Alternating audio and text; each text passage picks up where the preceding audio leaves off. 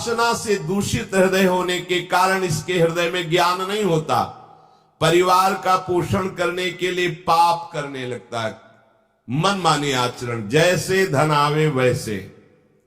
ध्यान रखना, यदि आपने किसी निर्दोष को दंड विधान किया है किसी पदवी पे बैठ के, या किसी असहाय असमर्थ को अपने बल के द्वारा रौंद करके तुमने धन लिया है, या छल कपट हिंसा के द्वारा तुमने धन लिया है, तो किसी दूसरे की जरूरत नहीं तुम्हारा नाश करने के लिए, वो धन ही पर्याप्त है।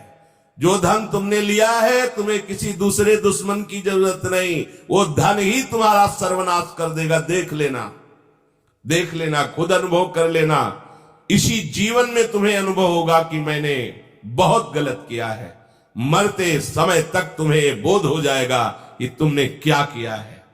अभी नशा है तुम्हारे दिमाग में, बल का, बुद्धि का, तो देख लो कुमार्गामी प्रवृत्तियों के द्वारा धन कमा के, पर जब इसका परिणाम आएगा तो रोते नहीं बनेगा, रोने लायक भी नहीं रहोगे, आंसू भी नहीं निकल पाएंगे, आह मचेगी हृदय में। वो अपनी परिवार के पोषण के लिए इतना जलने लगता है कि तरह तरह की पाप की कमाई करके परिवार को सुखी करना चाहता है। हे माता जी, वो धन वस्तुएं कमा के लाता है और उल्टा स्त्रियों के द्वारा संभोग आदि के समय प्रदर्शित किए हुए माया में कपटपूर्ण प्रेम को वो अपना जीवन समझ लेता है। बालकों की मीठी मीठी तोतली बानी में वो इतना फंस जाता है कि दुख प्रधान कपटपूर्ण कर्म करके उनकी कामनाओं को पूर्ण करना चाहता है। दूसरे बेटे का अपहरण करके उसकी हत्या भले हो जाए पर मेरा बेटा सुखी रहे।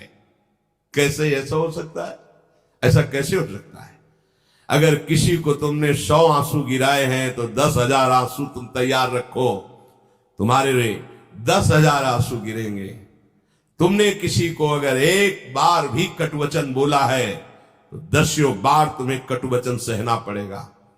ये भूमि है, जैसे एक दाना फेंको तो सैकड़ों दाना पैदा कर देती, इसे कर्म भूमि कहते हैं। तुम्हारा कर्म बहुतायत होकर तुम्हें फल देगा, अच्छा या बुरा, जैसा कर्म किया है।